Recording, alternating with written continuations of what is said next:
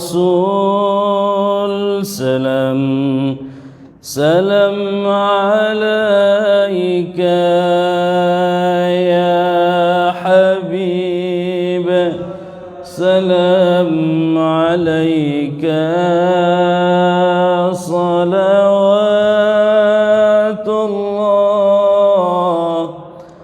alaika ya Nabi, salam alaika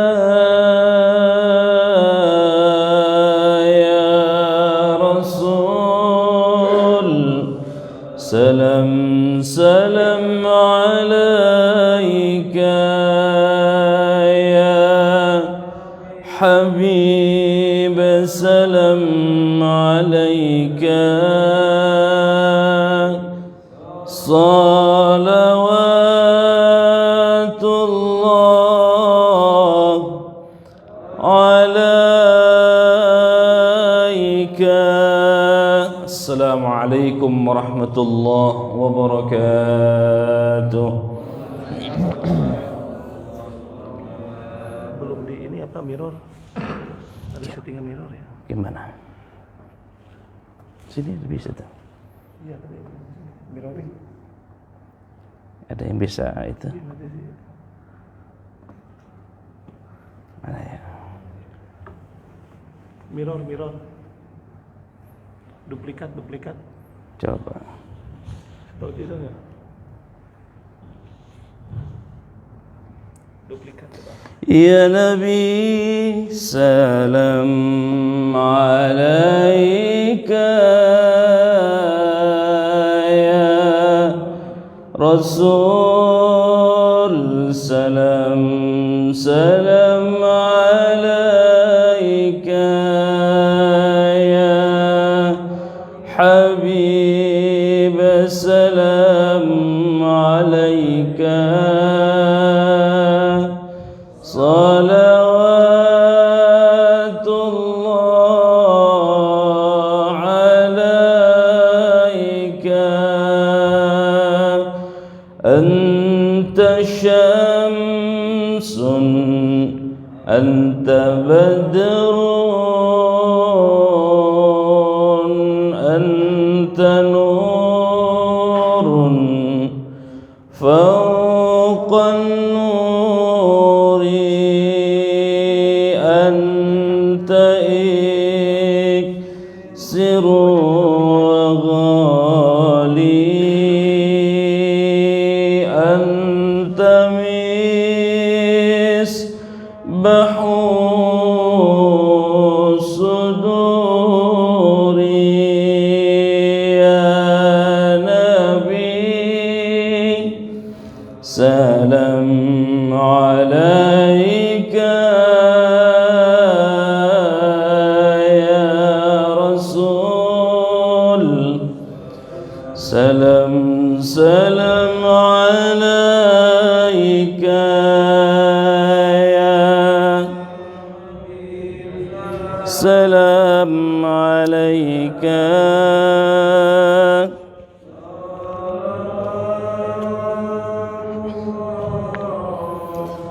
alaika.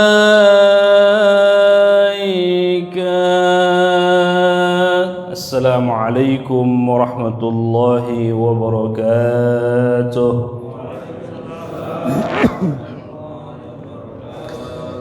Alhamdulillah nahmaduhu wa nasta'inuhu wa na'udzu billahi min shururi anfusina wa min sayyiati a'malina.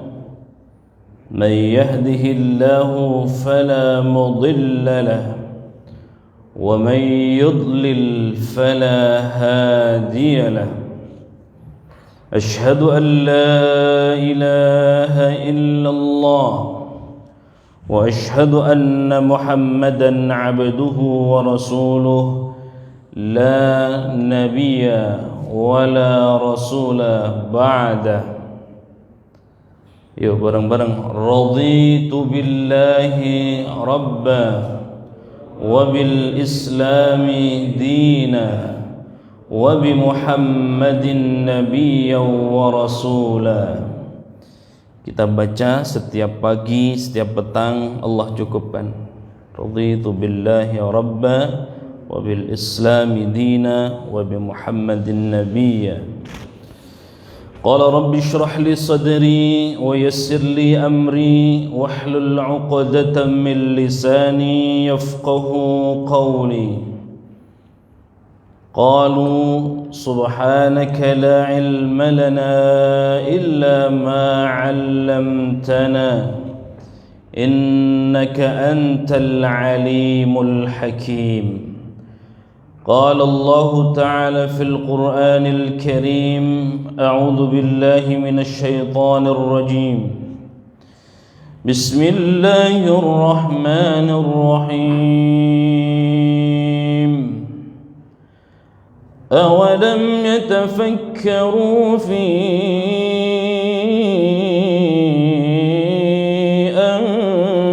أنفسهم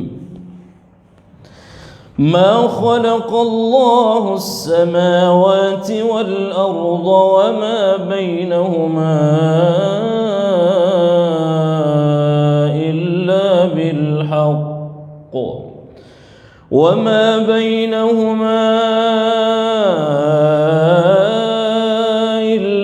بالحق وأجل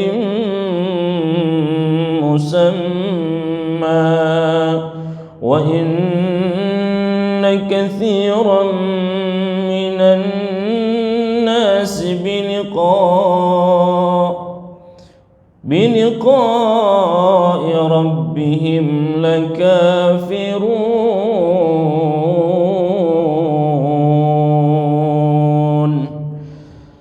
صدق الله العظيم وصدق رسول الله الكريم ونحن على ذلك من الشاهدين والشاكرين والحمد لله رب العالمين.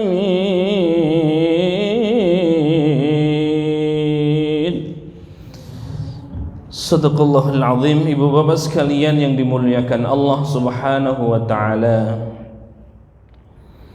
di penghujung bulan Desember ini bertepatan dengan tanggal 26 Desember 2021 Masehi, bertepatan dengan tanggal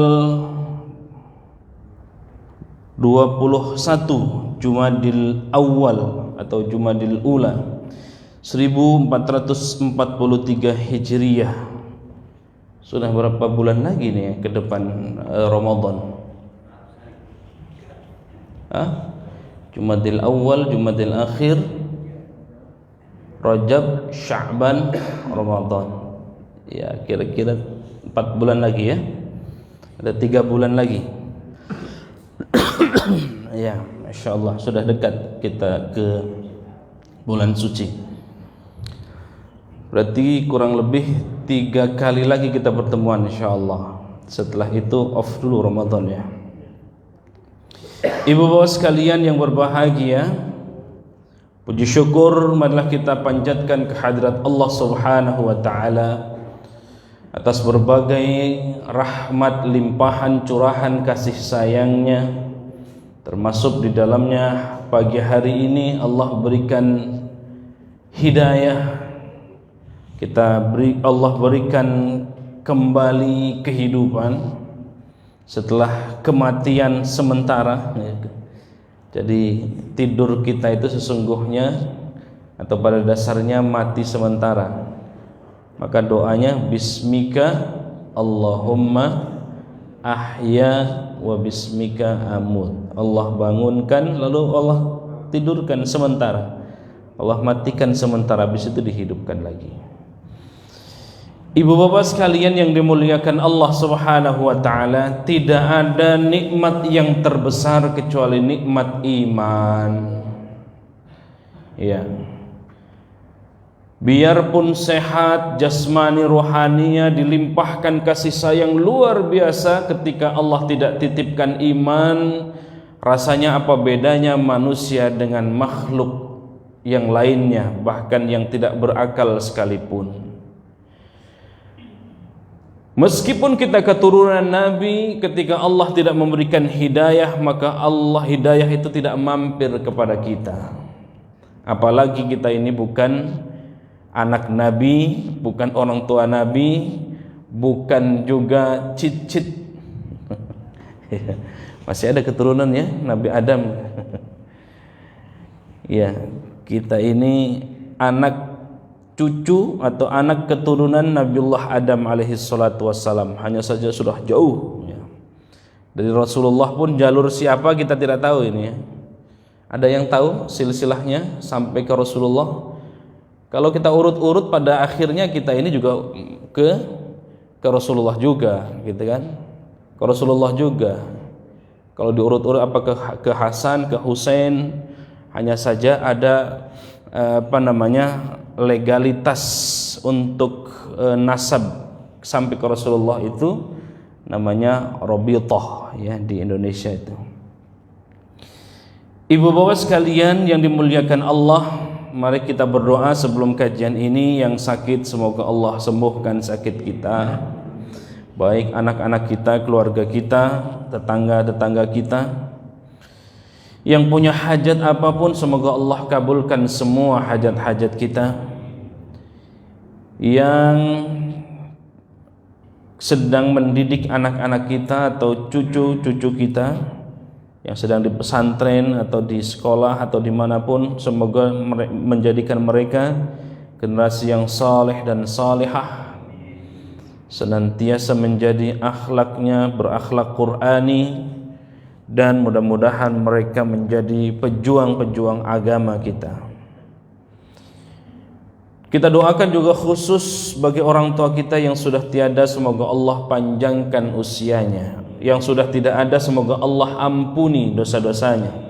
Yang masih ada Allah panjangkan usianya dalam ketaatan kepada Allah Subhanahu wa taala.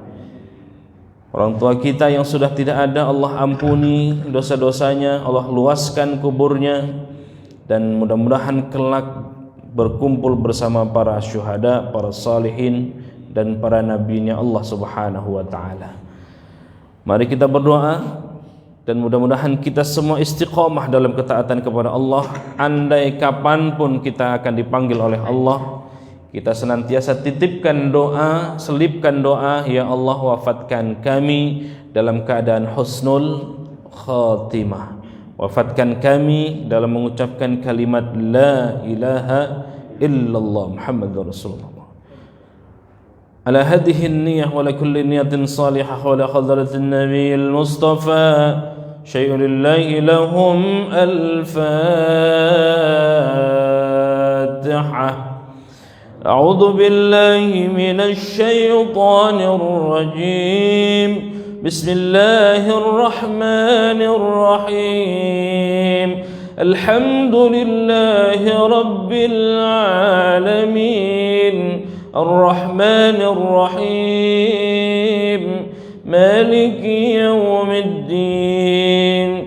Iyyaka na'budu wa iyyaka nasta'in. Ihdinas siratal mustaqim. Siratal ladzina an'amta 'alaihim ghairil maghdubi 'alaihim waladdallin.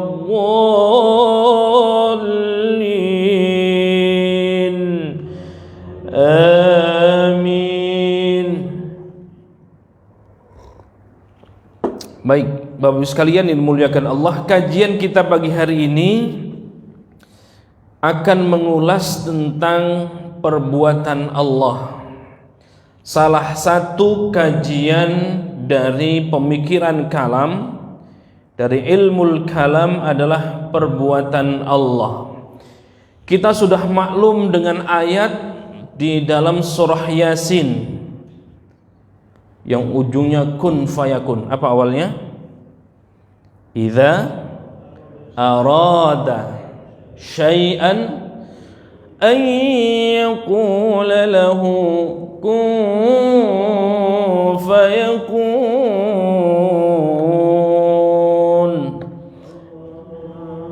Ayat berapa itu? Ayat terakhir. Surahnya surah Yasin, aman. Masya Allah ya. Idza arada syai'an ay yaqula lahu kun fayakun. Ketika Allah berkehendak, ketika Allah berbuat jadi, maka jadi. Ada yang mampu menghalangi?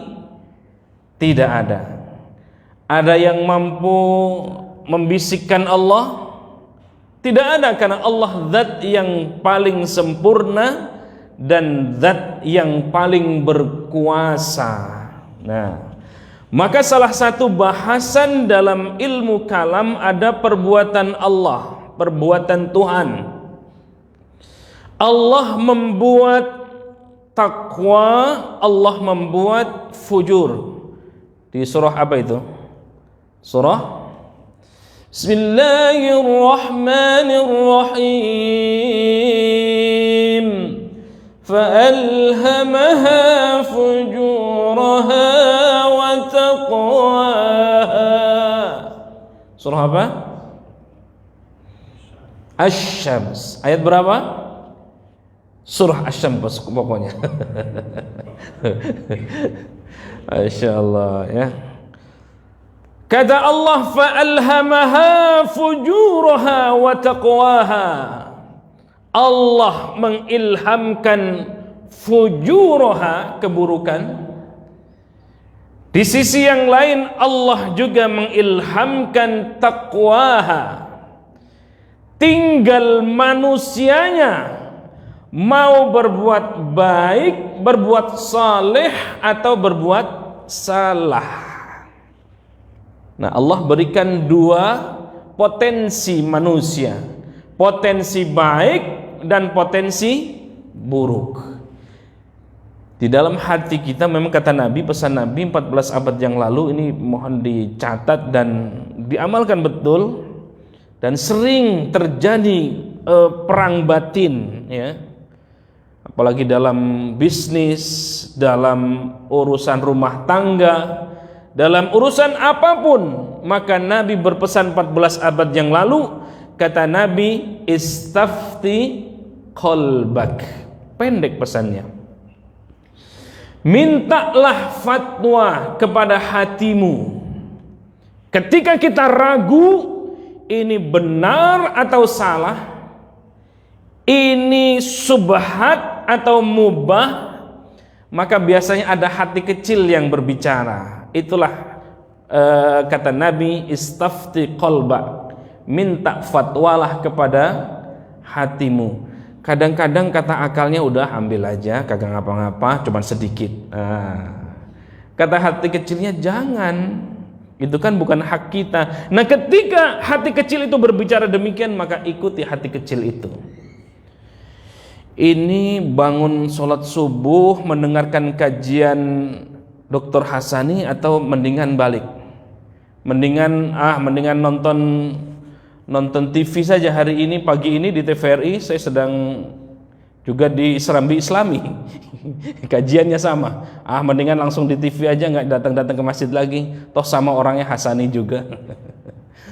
Pagi hari ini 4:30 sampai jam 6 saya sedang kajian di TVRI. Syutingnya yang lalu, bukan sekarang. Bapak sekalian yang dimuliakan Allah Subhanahu wa taala, maka ini yang kita akan ulas tentang perbuatan Allah Subhanahu wa taala. Lalu ada perdebatan, kan ada juga perbuatan itu perbuatan baik, perbuatan buruk. Tadi sudah disinggung, fa'alhamaha fujuraha wa taqwaha. Jadi potensi ini akan selalu bergulir ya. Memang itulah Allah juga sudah katakan demikian, khuliqal insanu halu'a. Memang manusia itu sifatnya berkeluh kesah. Jadi kalau ada ibu-ibu berkeluh kesah, ya udah dengerin aja, Allah juga sudah ngomong begitu gitu. Ada suami berkeluh kesah sama istrinya, memang begitu manusia itu pada aslinya, ya. Tetapi ada ilham, ada petunjuk dari Allah Subhanahu wa taala, mau berbuat baik atau berbuat buruk, berbuat salah atau berbuat saleh, bergantung kepada diri kita. Lalu yang mana perbuatan Allah itu? Nah, ini Bapak sekalian. Jadi ternyata semua aliran kalam bersepakat bahwa Allah melakukan aktivitas atau perbuatan. Jadi Allah pun sama melakukan aktivitas perbuatan. Mari kita lanjutkan. Nah, tentang tauhid dalam perbuatan Allah itu Bapak sekalian yang dimuliakan Allah, perbuatan Allah mengakui bahwa alam semesta dengan segenap sistemnya itu, jalannya, sebab akibatnya itu merupakan perbuatan Allah Subhanahu wa taala, dan itu terwujud karena kehendak Allah Subhanahu wa taala. Saya uji termasuk di dalamnya COVID ini sekarang sudah berevolusi, ya. Dari Delta berapa itu? Delta, lalu sekarang sudah Unicron apa? Unicron. Ya, jenis apa ini? Ya Allah. Polikron. Ya Rob, ya. Mana Pak dokter kita? Unicron ya, mohon maaf kalau salah. Jadi ada perkembangan dari virus dari virus corona, ya, dari Delta menuju ke Unicron. Nah, saya tanya, apakah itu kerjaan Allah atau bukan? Hah? Kok Allah jahat sekali? Ya. Nah, disitulah letak kenapa perbuatan Allah itu dibahas dalam ilmu kalam. Ada surga, ada neraka. Kenapa Allah tidak masukkan ke surga saja semuanya? Apakah Allah tidak kuasa? Kuasa enggak? Kuasa. Nah, ternyata jeli juga itu ahli kalam sampai membahas sedetil itu. Allah ciptakan di dalam Al-Qur'an itu ba'udah. Ba'udah itu ada yang mengartikan nyamuk yang kecil. Ba'udah di dalam surah Al-Baqarah, awal-awal surah itu ya. Ba'udah. Dengan nyamuk itu Masya Allah ada raja, ada pasukan kalah dengan pasukan nyamuk. Ada yang memahami ba'udah itu partikel terkecil dari sel-sel terkecil, itulah ba'udah. Ya. Partikel terkecil itu apa namanya? Atom. Di bawah yang paling kecil dari atom lagi? Ada enggak? Nah, itulah ba'udah itu dalam Quran. Ada yang menafsirkan ba'udah itu partikel terkecil, ya, bahkan lebih kecil daripada atom. Hah? Unicron lagi. Iya. Apa? Elektron. Mikron. Wah, itu bahasanya ilmu fisika itu ya. Iya. Jadi Bapak sekalian yang dimuliakan Allah Subhanahu wa taala, apakah Allah sejahat itu? Nah, kira-kira saya coba akan berkelana lagi. Memang ahli kalam itu begitu ininya, sampai detail itu. Kenapa sih Allah sejahat itu gitu. Sampai dibahas itu ya. Kenapa Allah harus menciptakan surga dan neraka?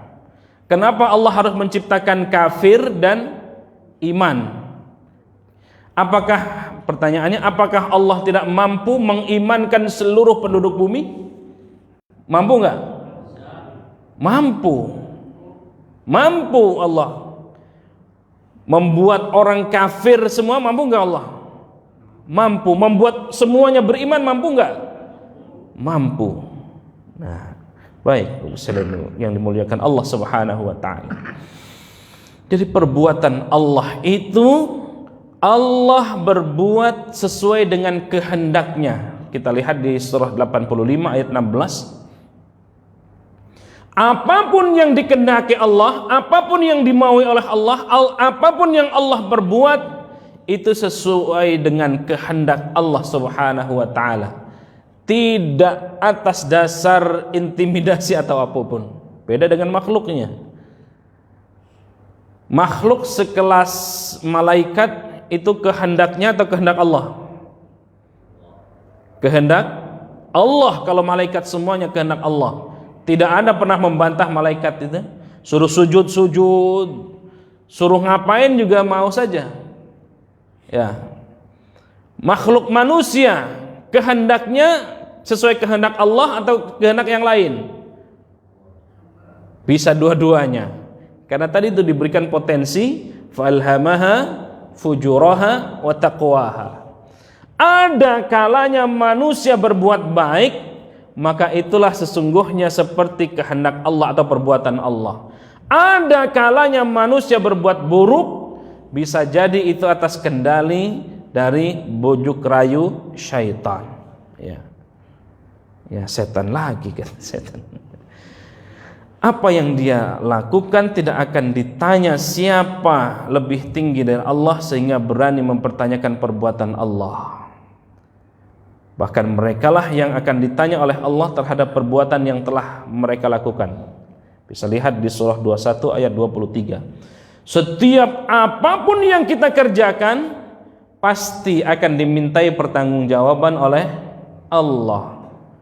Salah satunya misalnya kullukum ra'in wa kullukum mas'ulun an ra'iyatihi. Setiap kita ini adalah pemimpin. Wa kullukum ra'in, dan setiap pemimpin mas'ulun an ra'iyatihi. Setiap pemimpin akan dimintai pertanggungjawabannya. Baik tingkatan tertinggi dari presiden dimintai pertanggungjawaban oleh Allah bagaimana mengelola rakyatnya, sekian juta rakyatnya. Semua dimintai pertanggungjawaban. Kita sebagai direktur dimintai pertanggungjawaban oleh Allah bagaimana mengelola karyawan-karyawannya. Sampai unsur terkecil kita ini adalah suami, maka suami dimintai pertanggungjawabannya bagaimana mengurus anak dan istrinya. Bahkan unsur yang paling terkecil daripada itu, diri kita pun adalah ra'in. Kita adalah pemimpin bagi diri kita sendiri. Dibawa kemana? Mulut kita ngomongin apa? Kaki kita dibawa kemana? Tangan kita menjamah apa? Pikiran kita dibawa kemana? Detak jantung kita, detak jantung seperti apa? Dan seterusnya dan seterusnya. Semua kita dimintai pertanggungjawaban oleh Allah Subhanahu wa ta'ala. Allah memberi, Allah mencabut, Allah menguji, Allah memilih, Allah membinasakan satu kaum. Ini di akhir-akhir tahun ini, Bapak Ibu sekalian yang dimuliakan Allah, kalau kita lihat Quran ya, Masya Allah, paling tidak Allah mengulas 3 bencana besar, dan mudah-mudahan tidak terjadi ini. Dan 2-nya sudah terjadi sih ya. 2-nya sudah terjadi. Allah memberikan banjir bandang, banjir bahtera, tsunami. Itu sudah terjadi pada masa Nabiullah Nuh alaihi salatu wassalam. Terjadi enggak di umat Indonesia, bangsa Indonesia? Terjadi tidak?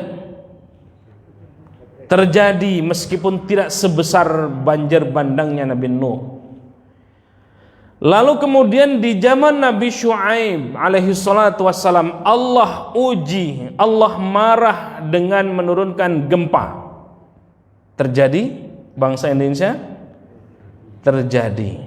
2. Yang ketiga mudah-mudahan tidak terjadi nih. Allah pernah menghujani atau pernah hujan batu kepada satu kaum, kepada satu bangsa, namanya bangsa Sodom atau kaum Sodom. Kepada siapa? Umatnya Nabi Lut alaihi salatu wassalam, hujannya bukan hujan air, tapi hujannya hujan batu. Kenapa? Karena mereka melakukan penyimpangan dan kemusyrikan kepada Allah. Mereka berbuat gay, berbuat maksiat yang di luar nalar manusia, ya, biseksual dan lain-lain model-model seperti itu. Maka Allah murka, Allah turunkan hujan batu. Terjadi di bangsa kita? Naudzubillah, jangan sampai ya, jangan sampai. Tapi apakah sudah ada penemuan orang-orang yang menyimpang model itu? Ada. Bahkan mungkin banyak sudah. Dan jangan sampai dilegalkan, itu saja.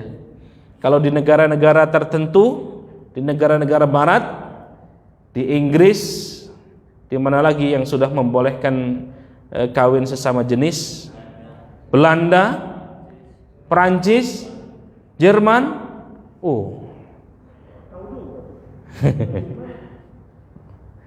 ya, memang masya Allah ya. Di daerah-daerah tertentu, ketika saya ke Belanda, ke Paris, ke Perancis, juga memang ya menggelikan lah ya. Di daerah-daerah tertentu kita cium bau alkohol, bukan hanya alkohol tapi obat-obatan terlarang. Bahkan saya mendapatkan informasi ketika saya ke sana, di hari tertentu, di jam tertentu itu dibolehkan. Tapi di satu area. Di mana itu? Belanda ya. Di satu area, dan nanti di jam sekian ada petugas. Lebih dari itu dihukum mereka. Atau kalau di luar tempat itu mereka dihukum. Kalau di kita kan di mana-mana ini ya. Ya, dulu ada pelegalan pernah diusulkan di satu tempat di Jakarta, disitulah tempat maksiat gitu kira-kira. Tapi dulu sempat ditolak. Ya, Bapak sekalian dimuliakan Allah Subhanahu wa taala. Jadi Allah membinasakan satu kaum itu memang kehendak Allah, meninggalkan satu kaum itu juga kehendak Allah, dan semuanya itu tentu sesuai dengan kehendak Allah sendiri. Mau Allah robohkan itu kaum, mau Allah binasakan itu kaum, itulah sesungguhnya kehendak Allah sendiri. Ya, baik. Bapak sekalian dimuliakan Allah Subhanahu wa taala. Lalu bagaimana perbuatan Allah dipandang sebagai konsekuensi logis dari zat yang memiliki kemampuan untuk melakukannya? Maka ada 3 aliran atau bahkan beberapa aliran. Bagaimana Mu'tazilah memandang tentang perbuatan Allah, tentang af'al Allah, bagaimana Asy'ariyah memandang af'al Allah, bagaimana Maturidiyah memandang af'al Allah, ya. Jadi Allah berkuasa, Allah berkehendak sesuai dengan kehendaknya sendiri. Maka kata aliran Mu'tazilah, Bapak sekalian dimuliakan Allah, aliran Mu'tazilah ini kita kenal sebagai aliran yang rasional, berpendapat bahwa perbuatan Allah itu hanya terbatas pada hal-hal yang dikatakan baik, ya. Jadi tidak ada perbuatan Allah atau af'al Allah yang tidak baik, kata Mu'tazilah. Jadi semua apapun yang Allah perbuat itu pasti bernilai kebaikan. Jadi dalam teologi kita kan begini, ada yang Allah uji dengan mungkin kemiskinan, tapi sesungguhnya ujian itu sesungguhnya Allah tentu tahu mana yang baik, mana yang tidak. Allah uji kita, misalnya ada salah satu jamaah kita diuji misalnya, atau diantara kita diuji oleh Allah dengan sakit. Bagi orang yang beriman, sakit itu adalah kasih sayang Allah. Nah begitu tuh ya. Itu hebatnya ketika kita memandang bahwa perbuatan Allah semuanya adalah perbuatan baik. tinggal kitanya, sikap kitanya sudah sampai ke situ belum? Ada orang tabrakan, ya. Ada nilai kebaikan gak di situ? Atau gini deh, jangan tabrakan. Kok serem sekali. Mau terbang gitu ya, mau terbang ke satu tempat, ternyata karena misalkan macet dan seterusnya, atau karena hal-hal teknis kita tidak terbang. Biasanya kita ngomel gak itu? Ngomel gak? Ngomel manusiawi itu ya, manusiawi. Tetapi ternyata setelah itu kita dengar kabar, dan ini sudah bukan sekali dua kali, ini kisah nyata model-model begitu. Ya, kisah nyata. Tidak lama dari itu terdengar kabar misalnya pesawat itu hilang dari radar. Di situ ada kemarahan Allah atau kasih sayang Allah bagi orang yang tadi tidak terbang. Bisa jadi itu karena kasih sayang Allah. Ada yang Allah uji, orang-orang pengen kaya sekali, maka hartanya disebut harta karun. Apakah semua kekayaan itu cermin dari kebaikan? Belum tentu ya. Ternyata kekayaan yang Allah titipkan kepada Qarun, bukannya dia semakin saleh, bukannya dia semakin banyak sedekah, padahal janjinya kalau mendapatkan harta yang banyak maka saya ingin bangun pesantren, saya ingin membantu fakir miskin, saya ingin membangun masjid, dan seterusnya dan seterusnya. Begitu Allah titipkan ternyata tidak, ya. Ternyata tidak. Allah uji, ada orang yang Allah uji dengan sakit, ya. Apakah sakit itu mendatangkan kebaikan atau keburukan? Bergantung kepada kita. Kita lihat misalnya Nabiullah Ayyub alaihi salatu wassalam. Kurangnya apa Nabiullah Ayyub, Bapak sekalian? Raja di raja, paling kaya, paling ganteng ketika itu, ya. Masya Allah. Dicintai rakyatnya. Anak-anaknya juga saleh dan salehah, istrinya juga salehah. Jadi nggak ada yang kurang. Tetapi Allah uji, kata iblis, ya Rob, itu kan Nabi Ayyub saleh, wajar karena kaya, karena istrinya cantik, anak-anaknya saleh salehah, karena dicintai rakyatnya, karena dia raja, karena kaya. Maka Allah uji hilang kekayaannya. Tapi apakah Nabiullah Ayyub jauh dari Allah? Semakin mendekat kepada Allah. Nah, ini pelajaran buat kita. Betapa kita bisa memetik dari af'al Allah ini, dari perbuatan Allah ini. Oh, kata iblis, itu kan baru kekayaannya, tapi kan masih punya jabatan dia, masih jadi raja, masih dicintai rakyatnya, kata iblis, menggoda lagi. Lalu hilanglah itu kekayaannya, hilang itu jabatannya, ditinggalkan juga oleh rakyatnya. Apa yang terjadi kepada Nabiullah Ayyub alaihi salatu wassalam? Nabi Ayyub alaihi salatu wassalam justru semakin merunduk, semakin patuh kepada Allah subhanahu wa ta'ala. Iblis datang lagi, Tuhan, ya Rabb, wajar Ayyub masih beriman kepada Allah, beriman kepada Engkau, masih taat kepada Engkau. Oh, masih ada anak istrinya. Nah, anak istrinya meninggalkan Ayyub. Oh, kata iblis, Tuhan, Rabb, oh wajar iblis makin taat. Nabi Ayyub makin taat, makin sujud kepadamu. Dia kan masih sehat. Jadi memang selalu begitu. Maka Allah uji dengan kesehatannya, ditinggalkan pengikutnya, ditinggalkan oleh masyarakatnya, ditinggalkan anak istrinya, ditinggalkan jabatannya, ditinggalkan kekayaannya, semuanya. Bahkan Nabi Ayyub terasing atau bahkan diasingkan karena penyakit yang bau, penyakit yang menular. Tapi apakah Nabi Ayyub alaihi salatu wassalam semakin jauh kepada Allah? Tidak, justru semakin mendekat, semakin merunduk, semakin patuh sama Allah Subhanahu wa taala. Wah, kalau kita bisa belajar dari Nabiullah Ayyub alaihissalatu wassalam, sesungguhnya hidup itu nikmat. Af'al Allah, apapun yang kita lihat dari Allah yang Allah pertontonkan, dari ayat-ayatnya, dari tanda-tanda kekuasaannya, tidak ada yang kita lihat sebagai penglihatan yang negatif, penglihatan yang sinis, penglihatan yang ya semuanya serba salah, enggak.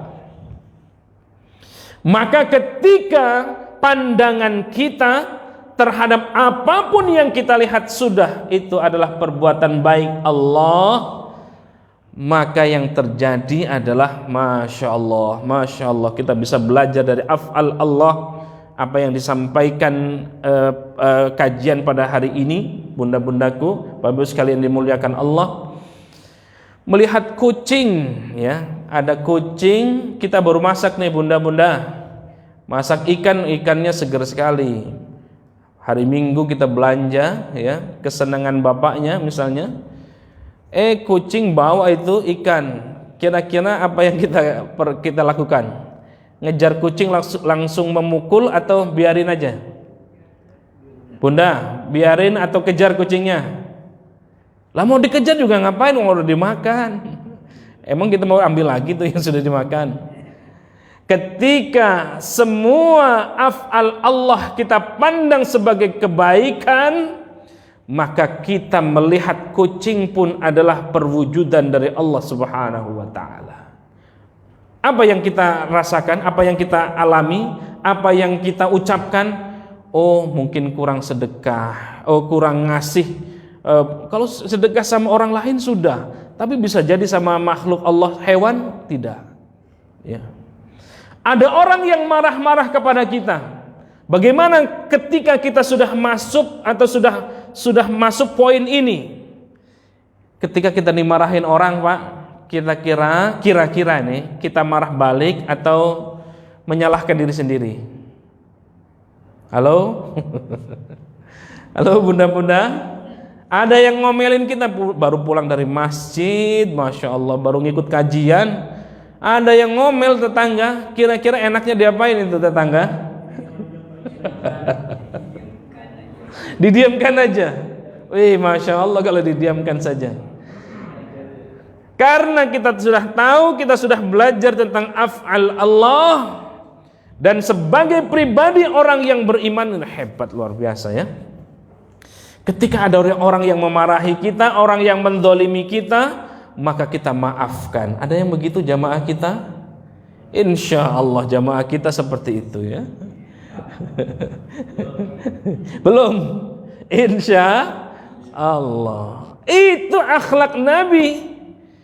Karena kita tahu ketika ada orang yang mencaci maki kita, orang yang mendolimi kita, maka kebaikan dia tertransfer kepada kita, dan dosa-dosa kita tertransfer kepada dia yang mendolimi kita. Masya Allah, indah bukan? Jadi nggak usah marah-marah lagi. Sekarang kan anjing lo, apa kira-kira jawabannya? Astagfirullah, gue bukan anjing kok. Ya Masya Allah. Itu kata Mu'tazilah bahwa af'al Allah itu terkait semuanya dengan dilakukan dengan af'al Allah itu pasti baik ya. Af'al Allah pasti baik. Itu tidak berarti bahwa Allah tidak mampu melakukan perbuatan buruk. Allah juga bisa ya, kata Mu'tazilah. Kata Mu'tazilah, Allah itu perbuatan Allah hanya terbatas pada hal-hal yang baik. Tetapi kata Mu'tazilah tidak berarti bahwa Allah itu tidak bisa berbuat buruk. Ya. Bisa juga bala itu diartikan azab, ujian itu diartikan murka Allah. Ada. Ya. Ketika Allah turunkan banjir kepada Nabiullah Nuh, itu Allah murka. Ketika Allah turunkan gempa bumi kepada Nabiullah Syuaib, kaumnya Nabiullah Syuaib, maka Allah murka. Ketika Allah turunkan hujan batu kepada kaum Nabi Lut, itu Allah murka. Ya, jadi bukan berarti kata Mu'tazilah Allah tidak mampu berbuat buruk. Tetapi kata Mu'tazilah semua af'al Allah itu pasti baik. Ya. Ya, bagus sekali dimuliakan Allah Subhanahu wa taala. Kalau Maturidiyah, ya, kalau Jabariyah, manusia tidak berkuasa atas perbuatannya. Yang menentukan adalah Allah Subhanahu wa taala. Jadi yang memerankan semua itu adalah Allah. Maka Jabariyah itu penganut yang semuanya yang menentukan adalah Allah. Jadi kita manusia ini laksana wayang kira-kira. Mau kita berbuat baik atau berbuat salah bergantung kepada Allah. Ya. Pokoknya Allah saja gitu. Jabariyah itu. Jabariyah orang yang begitu. Ini benar atau salah? Meskipun misalnya dia melakukan kesalahan, ya udah ini kehendak Allah kok gitu. Ya memang tidak banyak pikiran orang model begini ya. Karena sudah menyerahkan sama Allah. Ada dulu ustadz terkenal, Allah dulu, Allah lagi, dan apa itu ya? Kira-kira gitu ya. Allah dulu, Allah lagi, dan Allah terus. Ya. Jabariyah itu. Ada baiknya kalau hal-hal tertentu ketika sudah berikhtiar, sudah maksimal, nggak berhasil, ya udah ini kehendak Allah, bagus itu. Ya. Tapi kalau misalnya nggak lulus, ya ini kan kehendak Allah, salah itu. Harusnya dia belajar lagi. Ada gagal berkali-kali gagal dalam bisnis. Ini sudah kehendak Allah, lalu kemudian dia tidak berusaha lagi. Nah, bahaya kalau pakai paham Jabariyah, ya udah terima aja lah. Nggak makan, ya udah terima saja. Nanti juga Allah kasih dari tetangga atau apapun, nggak datang-datang, ya udah terima. Itu bahaya, ya. Oke, tetapi ada kalanya paham Jabariyah juga perlu kita terapkan. Kadang mungkin Jabariyah, kadang Qadariyah. Kita lihat Qadariyah, aliran yang rasional. Kalau Jabariyah yang tradisional. Segala perbuatan manusia itu dilakukan atas kehendak sendiri. Tidak ada intervensi dari Allah. Kita mau kaya atau memilih kaya atau tidak bergantung kepada manusianya. Ya, tergantung kepada manusianya. Mau beriman atau kafir terserah kita manusianya. Innallaha la yughayyiru ma biqaumin hatta yughayyiru ma bi anfusihim. Allah tidak merubah satu kaum kalau kaum itu sendiri yang tidak mampu merubahnya. Nah, ini yang dipakai oleh Qadariyah. Jadi semua yang kita kerjakan bergantung kepada diri kita. Kita mau berbuat baik atau berbuat buruk ada pada diri kita. Kita mau soleh atau salah ada pada diri kita, kata Qadariyah. Qadariyah sentris juga tidak bagus. Atau Jabariyah sekali juga kayaknya kurang elok. Ya mungkin kadang Jabariyah, kadang Qadariyah. Ya silakan saja. Ini memang paham ini akan selalu bercokol. Atau mungkin dalam kehidupan kita, ya bisa jadi kita harus kadang kita Jabariyah, kadang Qadariyah. Misalnya sudah kita ditetapkan untuk berangkat haji tahun 2020 atau 2021. Ternyata ada Bang Corona. Ada Pak Corona, nggak jadi. Kira-kira masuk enaknya ke Jabariyah atau Qadariyah? Jabariyah. Ya udah itu kehendak Allah. Kalau qadariyah kira-kira apa itu? Mungkin dia terbang ke sana, atau mungkin jalan darat atau apapun menabrak itu, bisa nggak? Ya bisa jadi, tapi bisa jadi dia meninggal karena corona misalnya. Ya, jadi kadang Jabariyah di situ, kadang Jabariyah penting. Bisnis yang nggak berhasil-hasil, yang nggak tuntas-tuntas, apa sikap terbaik kita? Mau Jabariyah atau qadariyah? Dua-duanya, betul.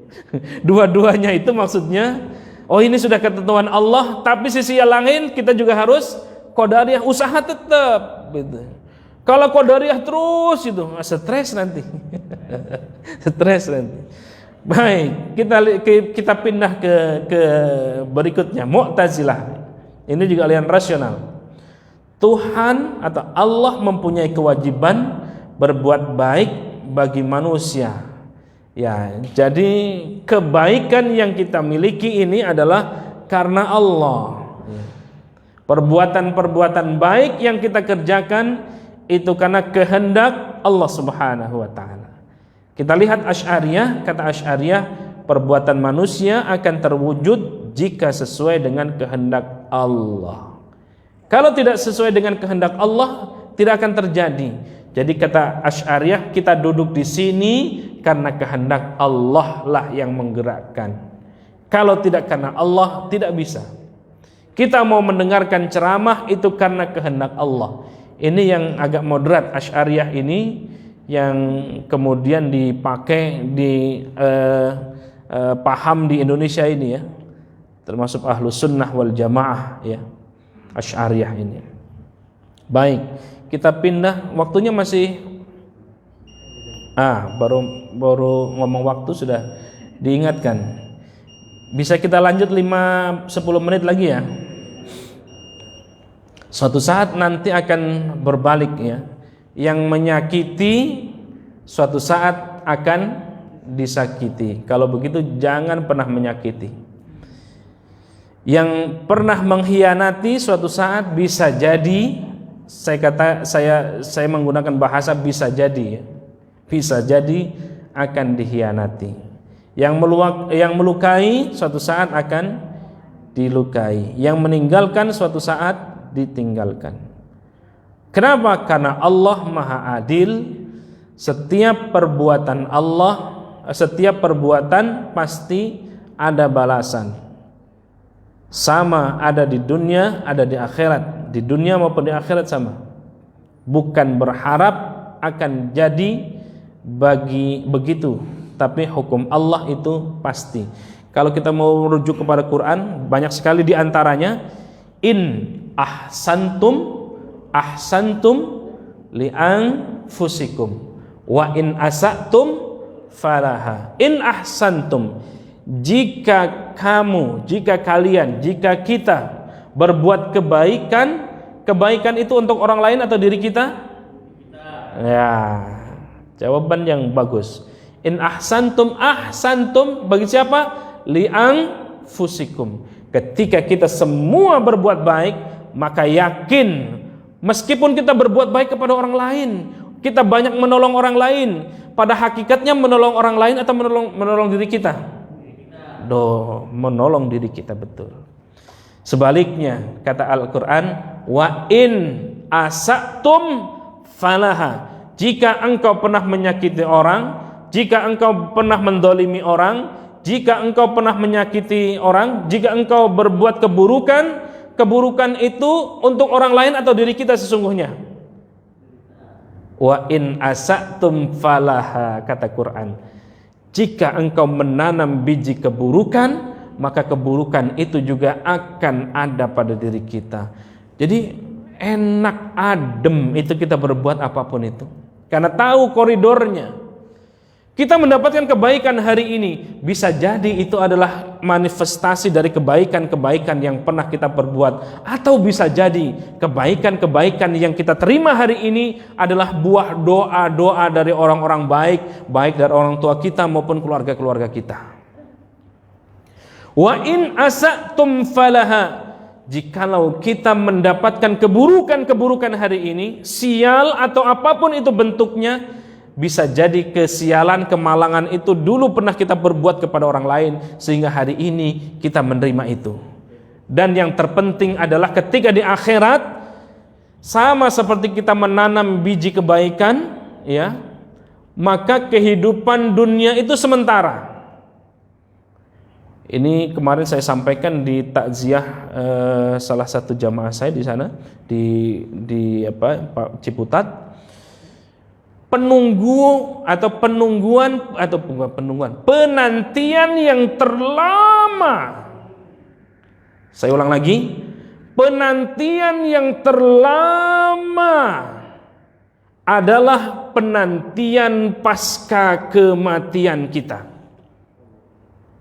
Saya ulang lagi, kalau hidup di dunia, Nabi sudah menegaskan baina sittin wa sab'in, hidup di dunia hanya 60 sampai 70 tahun. Clear di sini? Clear. Tetapi penantian pasca kematian di alam kubur kita, ada yang tahu 100 tahun? 200 tahun? 500 tahun? 1000 tahun? 10.000 tahun? 100 tahun? Tidak ada yang tahu. Ketika yaumul qiyamah, hari akhir belum tiba, maka penantian yang terpanjang adalah penantian di alam kubur. Penantian yang terpanjang adalah penantian manakala kita sudah wafat, maka Allah berikan waktu yang panjang.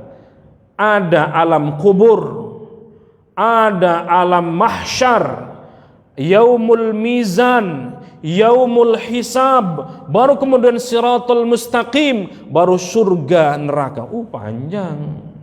Kalau kita baru 2 tahap ini, alam rahim, alam dunia. Alam rahim 9 bulan, alam dunia 70 tahun, 80 tahun. Oke lah, 80 tahun masih lebih, kayaknya sudah ngap-ngapan 80 tahun itu ya. 90 tahun oke lah.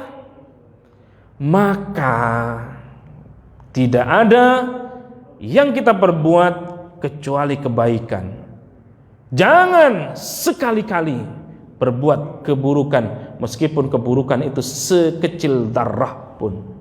Karena kita tahu dan kita sadar penantian kita adalah penantian yang terpanjang pasca kematian di dunia ini. Clear? Clear, Masya Allah. Tadi itu, in ahsantum li anfusikum. Kalau terus menanam kebaikan, pasca kematian kita, ya sudah kita menikmati kebaikan itu. Ya Rob, ini yang kita mau. Itulah af'al Allah. Ayat-ayatnya kita sudah bacakan. La yus'alu amma yaf'alu wa hum yus'alun. Allah tidak ditanya tentang apa yang dia kerjakan, tetapi merekalah yang akan ditanya oleh Allah Subhanahu wa taala. Ma khalaqallahu as-samawati wal ard wa ma bainahuma illa bil haqq. Tidak ada yang Allah ciptakan di langit maupun bumi ini, ya, yang Allah ciptakan semua di alam jagat raya ini, wa ma bainahuma illa bil haqq, kecuali itu adalah kebenaran dari Allah Subhanahu wa taala.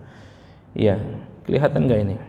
Maka ini ada konsep maksud af'al Allah, setiap kejadian yang berlaku di alam ini dengan kehendak dan arahan Allah. Jadi sudah, karena kita sudah tahu bahwa apapun yang terjadi itu adalah kehendak Allah, kita terima.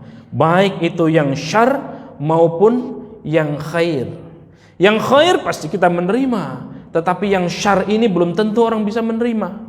Orang dikasih sakit mulu, tapi ketika dia imannya kuat sama Allah, dia tahu di balik sakitnya ada pengguguran dosa-dosa kita. Ya Rabb, setiap sakit yang kita dera, ketika kita bersabar kepada Allah, maka akan menaikkan derajat kita di mata Allah. Tahu itu. Masya Allah. Ya, saya kira itu saja. Ini mengulas saja ulasan dari yang tadi sudah saya jelaskan. Wallahu a'lam bishawab. Kalau ada pertanyaan silakan. Kalau masih ada waktu, kalau tidak ada kita cukupkan. Yang benar dari Allah, yang salah atas kedatangan diri saya pribadi. Walafu minkum. Wassalamualaikum warahmatullahi wabarakatuh.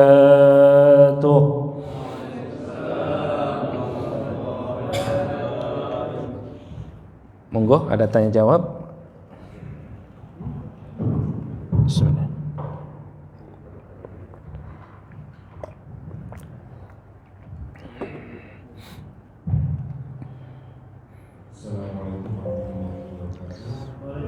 Waalaikumsalam warahmatullahi. Saya ingin bertanya Ustaz tentang doktrin aliran Mu'tazilah. Jadi tadi dijelaskan bahwa pada umumnya wal jamaah adalah Asy'ariyah.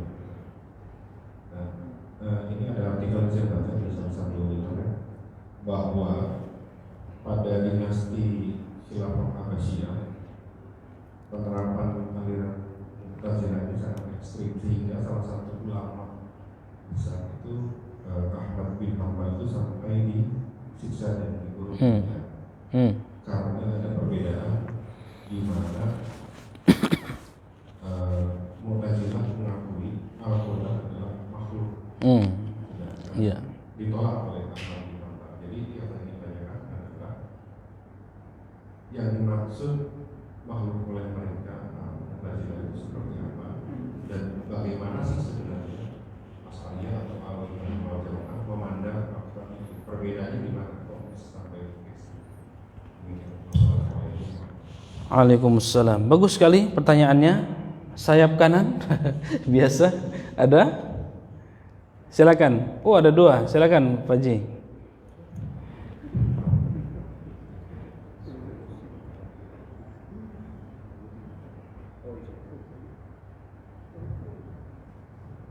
Assalamualaikum warahmatullahi wabarakatuh. Assalamualaikum warahmatullahi wabarakatuh.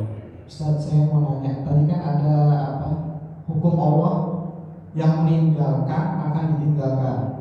Misalkan contoh nih, ada orang pacaran, kemudian putus, ya. Itu kan sama aja kayak meninggalkan ya? Iya. Sama aja kayak meninggalkan gitu. Kan pacaran ini kan hukumnya haram dan dilarang sama Allah. Terus apakah hukum karma Allah ini berlaku sama pelaku maksiat yang contohnya seperti pacaran tadi? Baik. Ya. Terima kasih. Ini di kitab nggak ada ini. Tadi satu lagi, Pak Ji. Jadi saya izin, jadi menyampaikan hukum karma itu ada nggak Pak di dalam Islam? Baik. Iya. Sebelah kiri. Oh, ada. Dari Bunda ada. Sebelah kiri ada, sayap kiri satu lagi. Mudah-mudahan cukup waktunya.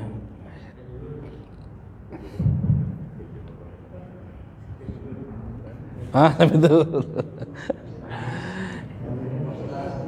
Assalamualaikum warahmatullahi wabarakatuh.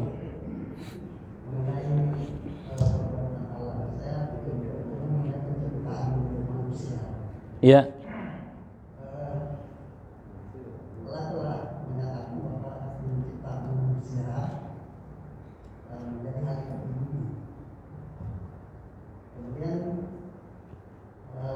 Menempatkan di surga dan melarang memakan buah Khuldi. Iya. Allah kan sudah menyatakan bahwa akan menurunkan menciptakan menjadi khalifah di bumi. Kenapa kemudian karena alasan menciptakan namanya tidak boleh menempatkan buah di surga, melarangnya? Kenapa Allah menjadikan alasan ini menurunkan Adam ke bumi? Manusia ini padahal kan sebelumnya juga sudah di awal sudah dikatakan bahwa bukan khalifah bumi. Kenapa harus ada alasan ini kemudian menentukan bumi? Itu Pak Ustaz. Baik. Apa pesannya? Baik. Saya beri kesempatan kepada Bunda kalau ada. Ada? Enggak. Baik. Kita cukupkan, sudah ada 4 ya. Pertanyaan pertama tentang paham atau perdebatan dulu apakah Quran itu qadim atau hadis. Ini memang tidak selesai sampai sekarang. Sampai hari ini masih ada orang yang mendebat tentang hal itu. Termasuk mulai dari perdebatan ahli kalam tadi. Apa itu makhluk? Kita definisikan dulu makhluk itu. Ma siwallah itulah makhluk, selain Allah itulah makhluk. Clear di sini? Oke, kita kepada konteks Quran. Kalau begitu Quran ini makhluk qadim atau hadis, makhluk atau al-Quds, suci. Ayo, mana jawabnya? Pada perdebatan ini yang belum clear, ya, belum selesai. Kalau ada yang, kalau sesuai dengan konteks tadi atau derivasi tadi, definisi tadi, masiwallah, selain Allah itu makhluk. Makhluk ada salah atau benar? Ada salahnya enggak? Ada. Kalau Quran ada yang salah? Oh, nggak konsisten. Nah, letak inilah perdebatannya. Ya, letak inilah perdebatannya. Sedangkan Al-Quran huwa kalamullah. Yang namanya Quran itu adalah firman Allah. Kalau firman Allah berarti ada yang salah apa tidak? Tidak. Benar semua. Ya, benar semua. Ini kalau ada orang-orang liberal, ya, bunda-bunda, bapak sekalian, kalau ada orang yang liberal yang menggugat Quran, ketinggalan. Dulu sudah pernah terjadi zaman awal-awal aliran kalam.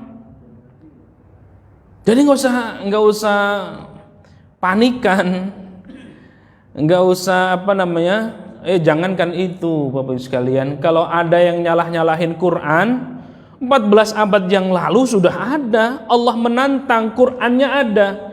Kata Allah, Bismillahirrahmanirrahim. Qul la in ijtama'atil insu wal jinnu ala an ya'tu bimithli hadzal Qur'an la ya'tuna bimithlihi. Lihat di surah Al-Isra.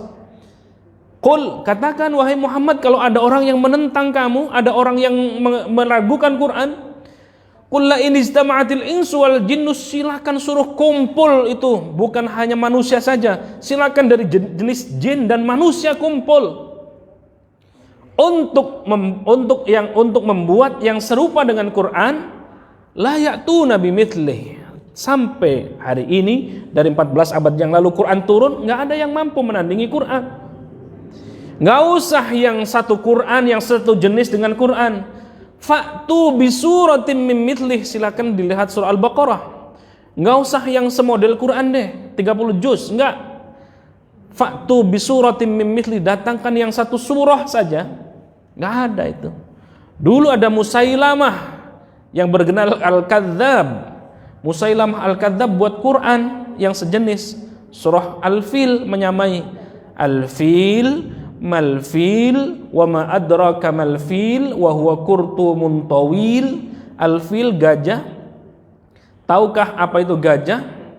Gajah itu belalainya panjang, belalainya panjang, bertelinga lebar. Itu kan kayak cerita anak kecil itu, ya. Seperti itu. Jadi sampai hari ini tidak ada yang menandingi Quran. Nah, letak inilah Bapak sekalian perdebatan apa itu Quran itu qadim atau hadis. Sampai detik ini masih berdebat. Ahli kalam itu, jangankan ahli kalam, ahli Quran pun sama. Maka ada metode tafsir itu ada 4. Ada tahlili, ada muqarron, ada ijmali, ada maudhu'i. Tahlili sesuai dengan tafsiran dari Al-Fatihah sampai An-Nas. Ijmali tafsir yang secara global saja. Tafsir muqarron perbandingan antara satu tafsir dengan tafsir yang lain. Maudhu'i tafsir secara tematik. Ada lagi kemudian dibawa tafsir dengan pendekatan hermeneutik. Hermeneutik ini berasal dari nama dewa namanya Hermes, kemudian menjadi satu metode dalam mengkritik Bible, ya.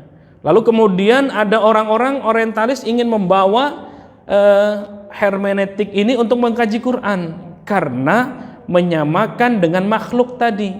Kalau begitu boleh dibedah, boleh dibredel, boleh ditafsirkan, boleh sesuka hatinya. Sampai hari ini jadi kalau ada orang yang menafsirkan aneh-aneh itu, padahal dia pemikir muslim, ya itu berarti ketularan model itu tadi, Mu'tazilah tadi. Jadi tidak semuanya paham Mu'tazilah itu pas buat kita, karena mengedepankan rasionalitas. Kalau kata rasio tidak cocok, boleh dibongkar. Contoh, walidzakari mithlu hadzil unsayain.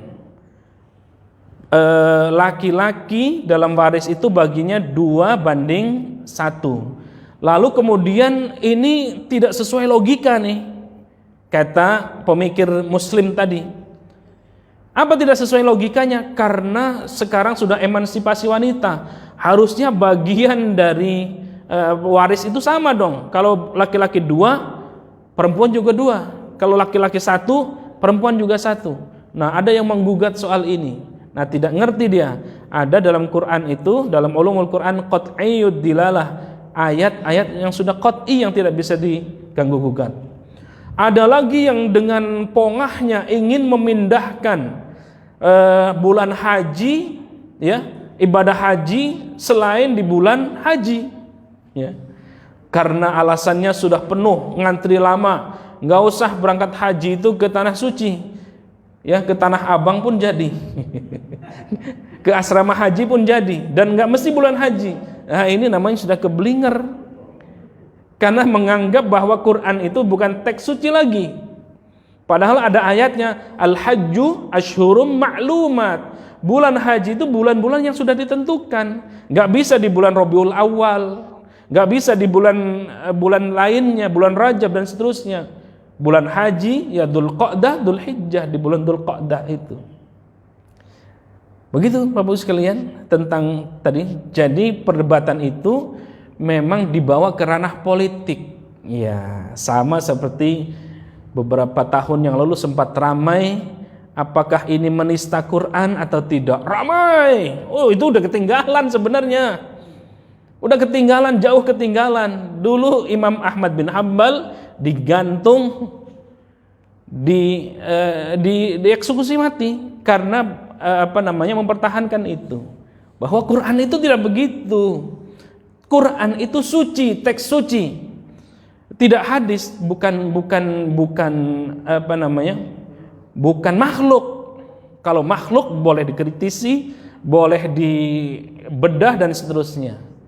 Ya, selain itu juga pandangan tentang apakah Quran yang dulu diturunkan di Lauhil Mahfuz dengan Quran yang sekarang, ya, itu kan diperdebatkan. Yang sekarang itu masih tetap suci atau yang suci itu yang di Lauhil Mahfuz.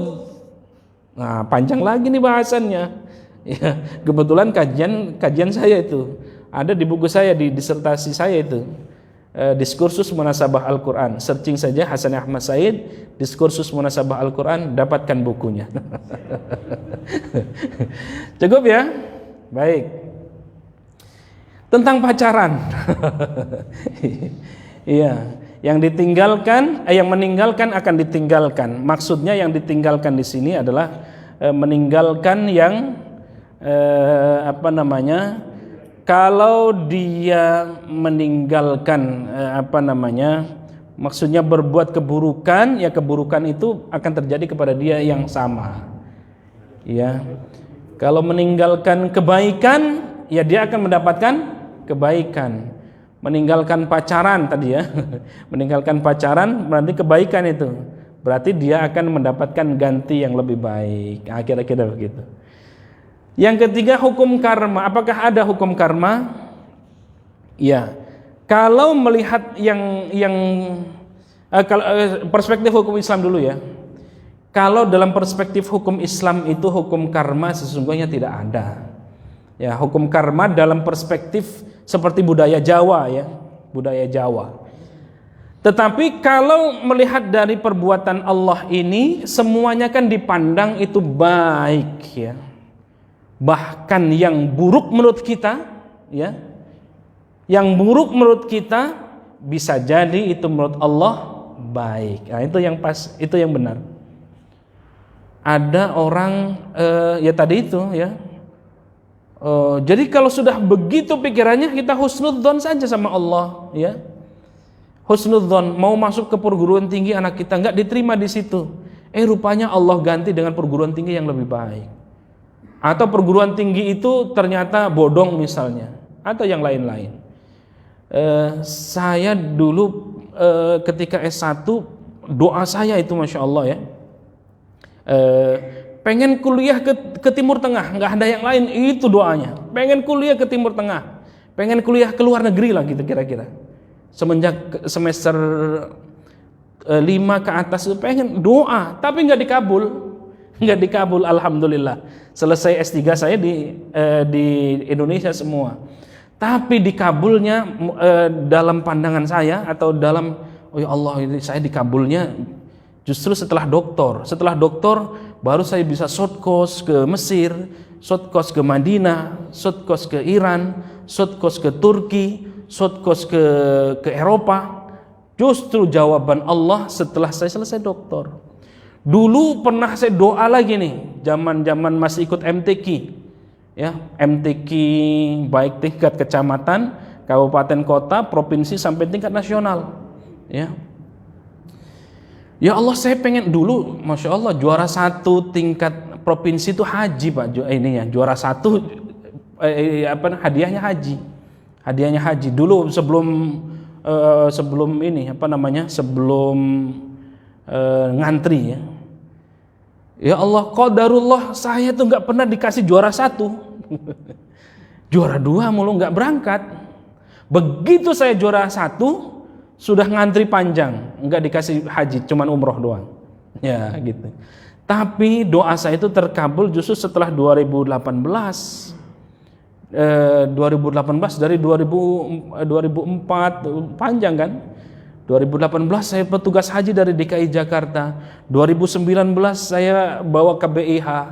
Lalu 2020 tadinya mau berangkat, 2021 tadinya mau berangkat, sudah diagendakan berangkat. Setelah itu justru ya 2016 hampir semau saya umrohnya mau kapan. Ustadz mau kapan berangkat? Kami siapkan. Bukan hanya berangkat, bukan hanya bayar, dibayar gratis dan dibayar. Masya Allah, jawaban Allah bagi saya itu Masya Allah. Nggak punya travel saya, tapi orang lain yang punya travel pakai saya. Yang mau umroh haji bareng saya boleh. Wallahu a'lam bishawab. Yang terakhir tentang apa tadi ya? Kelupaan. Oh, tentang ini ya. Nabiullah Adam itu kan sudah di surga. Tapi kenapa harus diturunkan ya? Bagaimana dengan af'al Allah? Kira-kira begitu ya pertanyaannya. Bukan.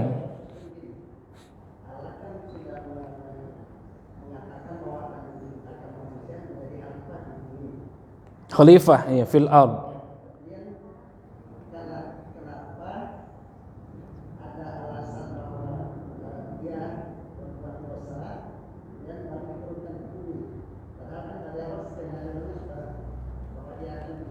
Baik, iya. Kalau berkaitan dengan teori ini, dengan perbuatan Allah, semuanya adalah skenario Allah, ya. Inni ja'ilun fil ardi khalifah. Khalifah ini tafsirnya panjang, Pak. Khalifah ini pemimpin, ya. Ardi di sini juga tidak mesti ardi bumi seperti sekarang ini. Bisa jadi ardi ketika penempatan Nabiullah Adam itu juga ard, ya. Tapi kita lah yang masyhur saja. Ardi di sini inni ja'ilun fil ardi khalifah. Sesungguhnya kita ini diciptakan oleh Allah menjadi khalifah, menjadi pemimpin di bumi ini. termasuk di dalamnya Nabiullah Adam alaihi salatu wassalam. Maka atas dasar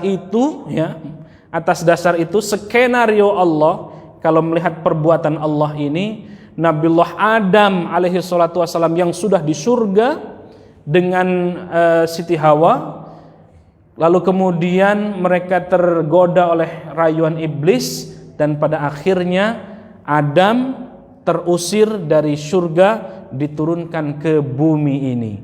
Bisa jadi ini kalau dikronologiskan dengan perbuatan Allah, inni ja'ilun fil ardi khalifah, disitulah letak ayat yang tadi kita baca itu. Ya tentu ini namanya pemikirannya, namanya tafsiran, bisa benar bisa juga salah. Tetapi sejauh atau sependek yang saya pahami terkait dengan itu, itulah skenario Allah yang kemudian ternyata terkait dengan inni ja'ilun fil ardi khalifah. Wallahu a'lam bissawab. Ada lagi tadi terakhir, Pak Ji? Cukup? Cukup ya? Yang benar dari Allah, yang salah atas kedhaifan diri saya pribadi. Insyaallah kita akan sambung lagi dengan kajian-kajian pemikiran kalam berikutnya. Jadi semakin, meskipun ini ilmu yang agak ruwet sebenarnya, hanya dipahami di kampus gitu ya, tapi saya coba sederhanakan atau sesederhana mungkin kita memahami bagaimana corak pemikiran kalam itu. Kita tutup dengan doa kafaratul majlis.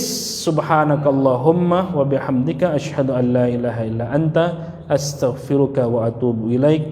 Wallahul muwaffiq ila aqwamit thoriq. Wassalamualaikum warahmatullahi wabarakatuh.